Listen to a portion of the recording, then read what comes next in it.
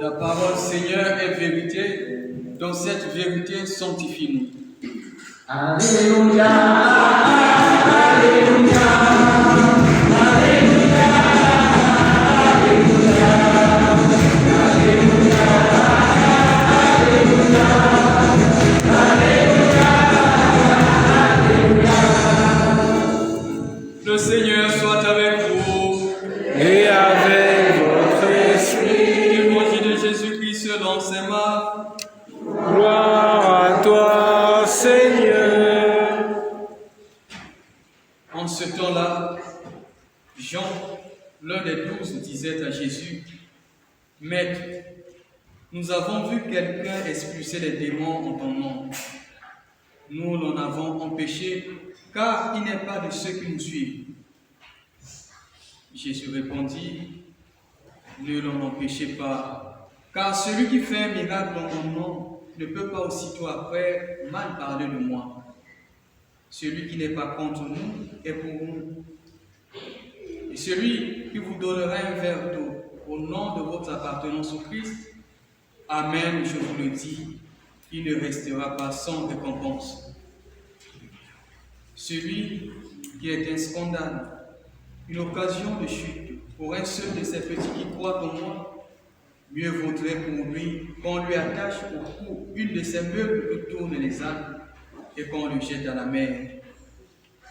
Et si ta main est pour toi une occasion de chute, coupe-la. Mieux vaut pour toi entrer mon jour dans la vie éternelle que de t'en aller dans la géhenne avec tes deux mains, là où le feu ne s'éteint pas.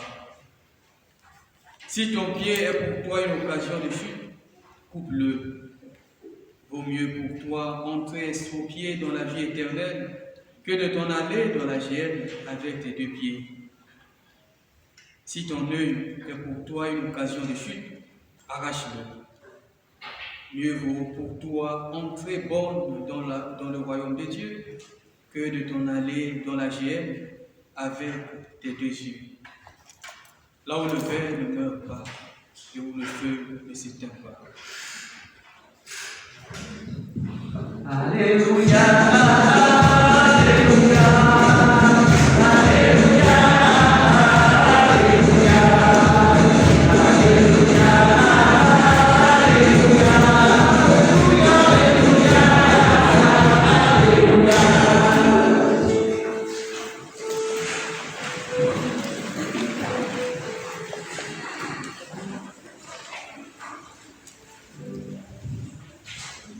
C'est bizarre, je vois que vous avez un peu froid. Hier, on avait un soleil, magnifique, un soleil d'été. Aujourd'hui, il fait un peu froid, mais il faut rendre grâce à Dieu pour cela. Toutes les œuvres du Seigneur, bénissez le Seigneur. Quand il fait chaud, on bénit le Seigneur. Quand il fait froid aussi, on bénit le Seigneur. Amen. Donc, pour la méditation de ce jour, je pars d'une question tirée de la première lecture. Quelle est la question que Moïse pose à Josué dans la première lecture? Vous avez bien suivi les lectures. Il y a une question que Moïse pose à Josué.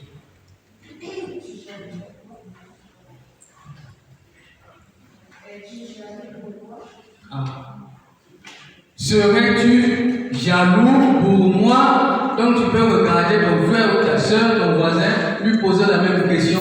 Serais-tu jaloux pour moi? Serais-tu jaloux pour moi? C'est Moïse, c'est pas moi.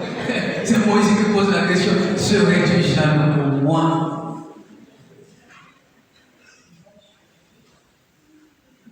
Nous allons méditer sur le thème de la jalousie. La jalousie, dans cette première lecture, qui est en lien avec ce qui se passe aussi dans l'Évangile. Nous allons voir, c'est quoi la jalousie? Qu'est-ce que c'est que la jalousie? Quel est le profil du jaloux? Quelles sont les activités du jaloux? Et comment appeler à la conversion? C'est un peu le sens de la méditation de ce jour. Et avant tout, essayons de bien comprendre ce qui s'est passé dans la première lecture, parce que c'est important. Nous avons Moïse qui a cette grande mission de conduire le peuple de Dieu vers la terre promise. Donc sa responsabilité est grande, elle est longue. Il ne peut pas à lui seul porter cette responsabilité. Alors il va choisir 70 personnes dans ce grand groupe-là pour essayer de partager sa responsabilité avec ses anciens. C'est tout le contraire des curés qui aujourd'hui ne partagent pas leur responsabilité. C'est toi qui chantes, c'est toi à l'EAP, c'est toi à l'EP, c'est toi chez les servants, c'est toi dans les aumôneries, c'est tout le contraire. Moïse partage sa responsabilité. Et donc il prend 70 anciens, des gens matures dans la grande assemblée, pour l'aider dans sa responsabilité. Et comme dans la vie de l'Église, quand on appelle un homme ou une femme à une mission, on prie sur cette personne-là pour que celui qui va être envoyé reçoive la grâce du Saint-Esprit, qu'il soit armé.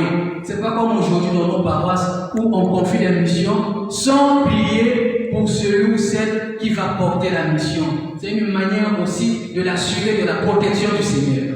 Et c'est ce que Moïse va faire pour les 70 aussi.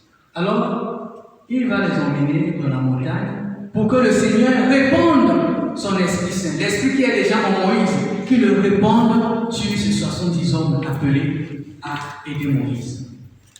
Mais ce qui va se passer ce jour-là, c'est que tous les 70 ne vont pas se présenter à l'effusion de l'Esprit Saint. Comme aujourd'hui, 10 personnes sont attendues dans cette église pour la confirmation et 8 viennent et 2 s'absentent. Et ce jour-là, 2 se sont fait remarquer par leur absence. Ils s'appellent Eldad et Médad. Donc ils sont restés dans le camp, ils ne sont pas allés recevoir le Saint-Esprit avec Moïse. Quelque chose encore de plus grave, quelque chose va choquer.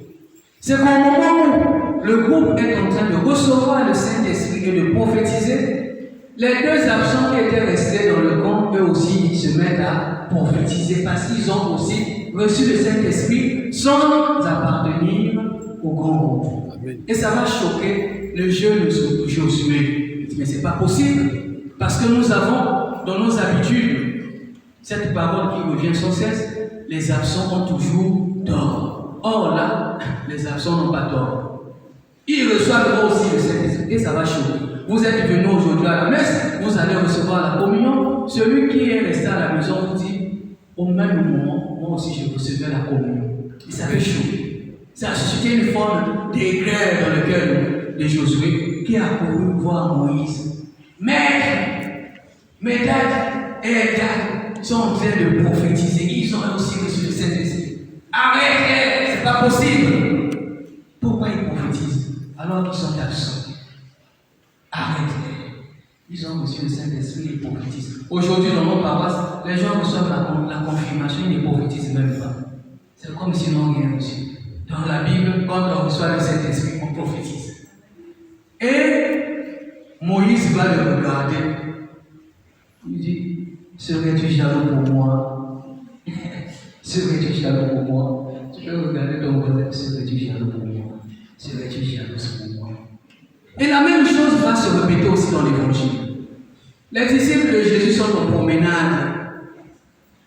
Et là, celui qu'on appelle Jean, avec le groupe, vont découvrir un homme en train de faire des miracles au nom de Jésus. Il chasse les démons, il guérit. Mais il ne fait pas partie du groupe des 12.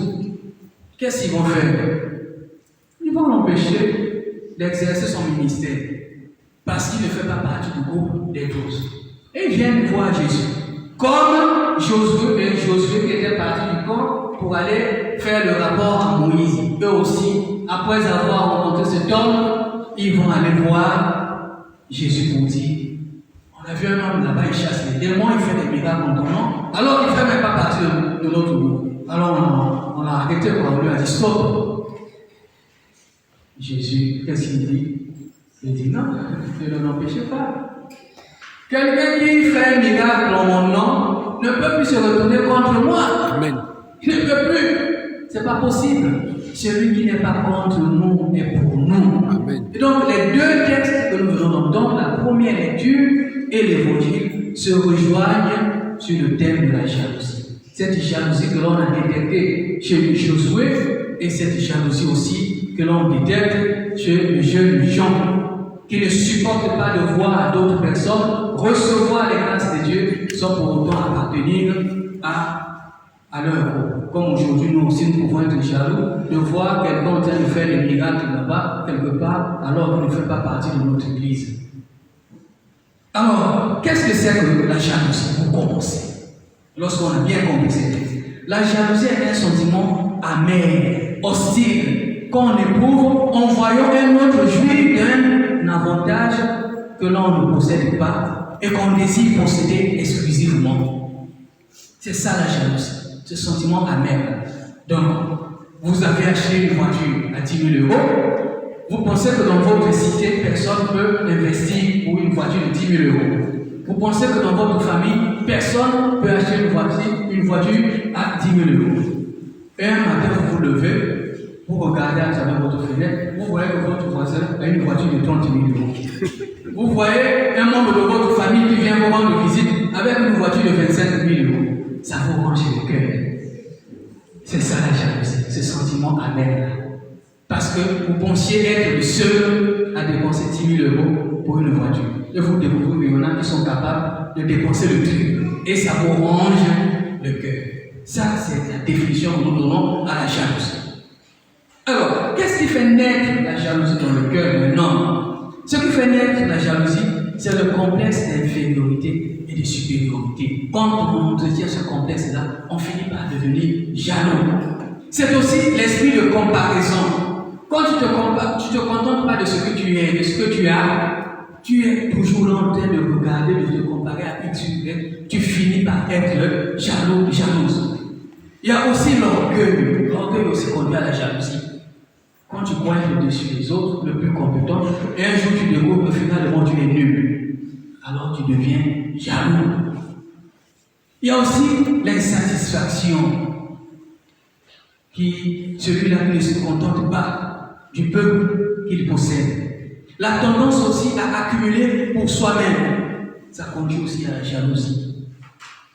La tendance à être au centre de tout, au centre du monde. Il faut qu'on se réfère à toi. Même pour partager un gâteau, il faut qu'on te demande la perche. Il faut qu'on te parle. Même pour donner un café, il faut qu'on se réfère à toi. Eh bien, ça finit par conduire à la jalousie. Le jour où les gens ne vont plus s'intéresser à toi. Il y a aussi cette tendance à s'estimer être le meilleur de tous. Je suis le meilleur, je suis le plus beau, je suis ceci, je suis. Blaise Pascal dit, le moi est haïssable. Et tu finis aussi par devenir jaloux. Voilà le profil du jaloux. Et quand on est jaloux, qu'est-ce qu'on fait? Qu'est-ce que le jaloux pose comme acte, comme action? Regardons les activités d'un homme jaloux, d'une femme jalouse. C'est que le jaloux fait toujours obstacle à l'évolution des autres. Il met toujours des bâtons. Il fait obstacle à leur ascension sociale et même spirituelle. Quand un jaloux reçoit votre CV quelque part, il regarde vos compétences, il regarde ce qu'il est. Il dit, celui-là va venir travailler ici, mais moi je n'aurai plus ma place. Il cache votre CV, il cache votre dossier, il le fait disparaître. Vous attendez en vain l'appel. C'est le jaloux qui agit comme ça. Parce que, voilà, il ne supportera pas votre présence. Au besoin, si votre CV passe, qu'est-ce qu'il va faire? Il va ternir votre image par des mensonges. Il dit beaucoup de choses contre vous avant même votre arrivée. Il va salir votre personnalité, il va vous dénigrer, discréditer votre personnalité. Il va susciter aussi la haine autour de vous. Quand vous n'êtes pas là, il éjecte un peu des paroles comme le venin du serpent contre vous. Il y a toujours une parole mauvaise, aigre douce, contre votre personne. Voilà, il va essayer de s'aimer la jalousie autour de vous pour vous empêcher de travailler. Le jaloux n'accepte pas aussi vos choix. Il ne supporte pas vos choix. Et ça vient de très loin. Dans le livre de Nombres, le chapitre 12, verset 2. Aaron et Myriam parlaient contre Moïse au sujet de la femme nubienne qu'il avait prise, car il avait pris une femme nubienne. Moïse a trouvé cette femme-là belle, c'était son choix. Il a pris cette femme éthiopienne. Et Aaron et Myriam ont commencé à dénigrer Moïse. Ah, qu'est-ce qu'il veut montrer? Qu'est-ce qu'il veut montrer? Oui, ça arrive aussi. Le jaloux ne supporte jamais les choix des autres. Il va aussi combattre votre succès. Quand vous avez une bonne réputation, quand vous êtes estimé de tous, le jaloux ne va pas le supporter. Il va essayer de vous combattre. Et nous trouvons cela dans 1 Samuel 18. Il faut noter les versets comme ça à la maison pour les reconnaître. 1 Samuel 18, versets 7 à 9. Ou encore se connecter sur Viens prier avec nous cet après-midi. Les femmes qui chantaient se répondaient les unes aux autres et disaient: Saül a frappé 1000, David a frappé 10 000. C'est l'histoire du combat entre David et Goliath. Saül était le roi, mais il n'était pas allé affronter Goliath. C'est le petit David qui est allé affronter ce géant. Et lorsqu'il a terrassé, les femmes ont commencé à chanter. Vous savez, quand les femmes vous apprécient, ça crée toujours de la jalousie. Moi, je vois, si à la fin de cette messe-là, toutes les femmes viennent me faire un bisou, malheureusement, le Goro l'empêche. Les autres hommes vont peut-être dire: ah, les femmes sont heureuses de faire un bisou. Donc, ça peut arriver. Donc, les femmes ont commencé à dire: David a tué 10 000. Saül a tué 1000. Et écoutons ce que Saül va dire. On en donne 10 000 à David, et c'est à moi que l'on donne les 1000. Il ne lui manque plus que la royauté. Et Saül regarda David d'un mauvais œil à partir de ce jour-là et dans la suite. Le jaloux ne supporte pas qu'on apprécie l'autre, qu'on le félicite. Il ne peut pas le supporter. Il ne peut pas supporter ce succès des autres. Parce qu'il pense que le succès des autres le rend invisible, l'empêche d'être visible. Il faut donc le combattre, l'éliminer pour mieux régner. Ah, le Père Sostel est passé aujourd'hui à Saint-Paul. C'était chouette, mon Père. Ah, le Père Sostel est passé aujourd'hui à Saint-Sulpice. Ah, c'était bien. Hein? Le Père Sostel est passé à Saint-Jean. Ah, ouais, magnifique. Ah, bientôt il va devenir le curé des paroisses de nous. Et moi, qu'est-ce que je vais devenir? Ben, il faut que je l'élimine. Même dans l'église. C'est comme ça que ça se passe tous les jours. Amen. Dès qu'on commence à apprécier l'autre, ça commence à arranger le cœur. Bientôt il va prendre toutes les églises. Non, on est de passage. Amen.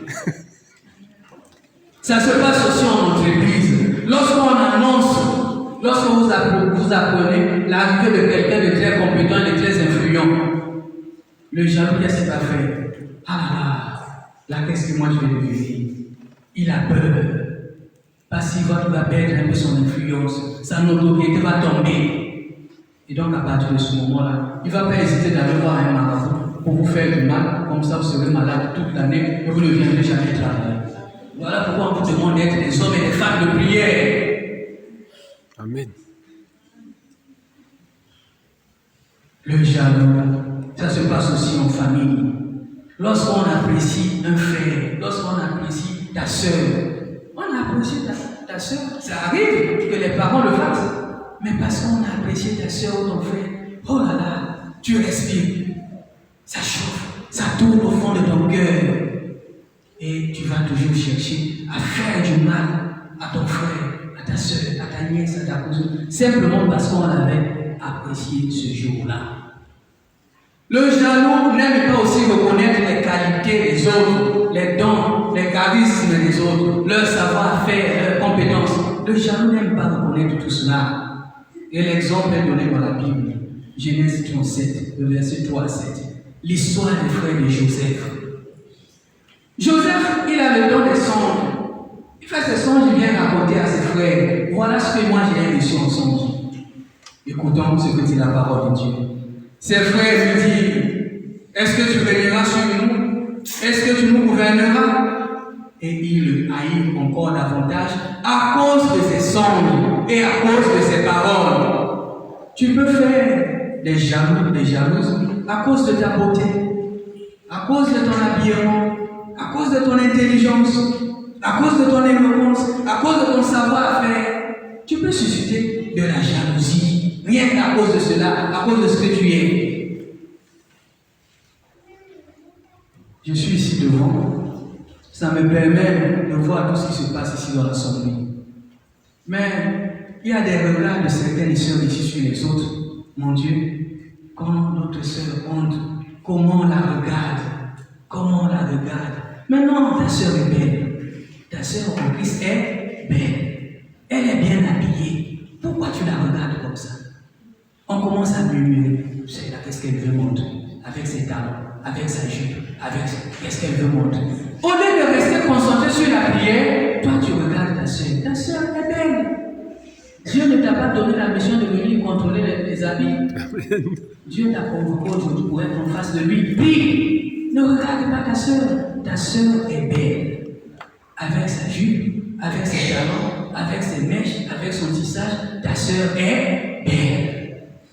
Alors quand j'ai parlé comme ça, ce n'est pas pour vous l'occasion de venir dans cette église comme dans une boîte de nuit.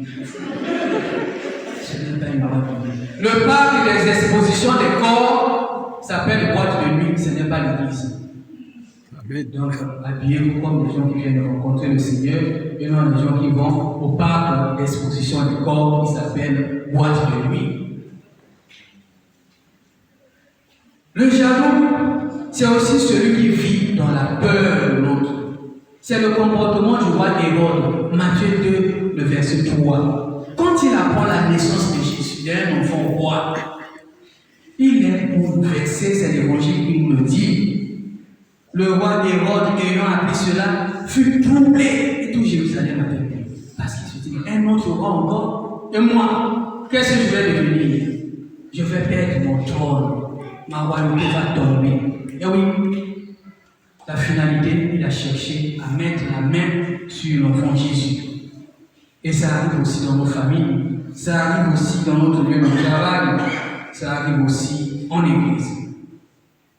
Faire du mal parce qu'on a appris que tel va occuper tel poste un jour. La dernière chose, dernière œuvre du jaloux, c'est qu'il tue.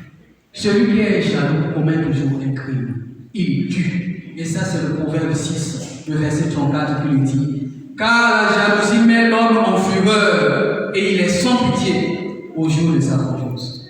Quelqu'un qui est jaloux n'a pas de pitié. Il est furieux. S'il doit te faire le mal, il le fera.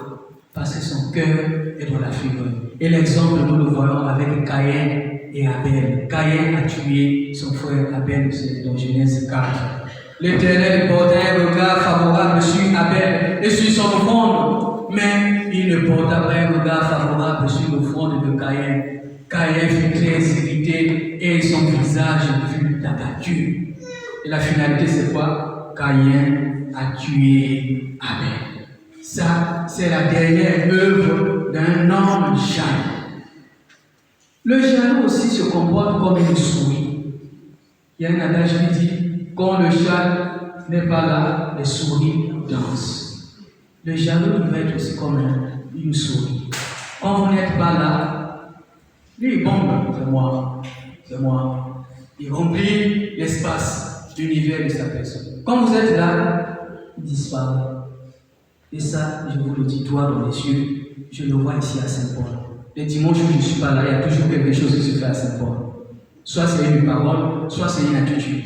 Et le jour où je suis là, silence, chat et souris. Ça, c'est le comportement du jaloux. Alléluia. Amen. Et que dois-je faire quand on m'a décrit le profil du jaloux, quand on m'a révélé ses activités? Que dois-je faire? Peut-être que tu es toi-même aussi dans la jalousie. Peut-être que tu as déjà fait du mal à une personne à cause de la jalousie. Eh bien, il y a deux choses à faire. Si tu es gagné par l'esprit de jalousie, habité par cet esprit. La première chose, c'est de répéter la parole de Jean-Baptiste. Jean 3, le verset 30. Quand Jean-Baptiste apprend les œuvres de Jésus, quand on vient lui rapporter tout ce que Jésus fait, qu'est-ce qu'il dit? Qu'il grandisse et que moi je diminue.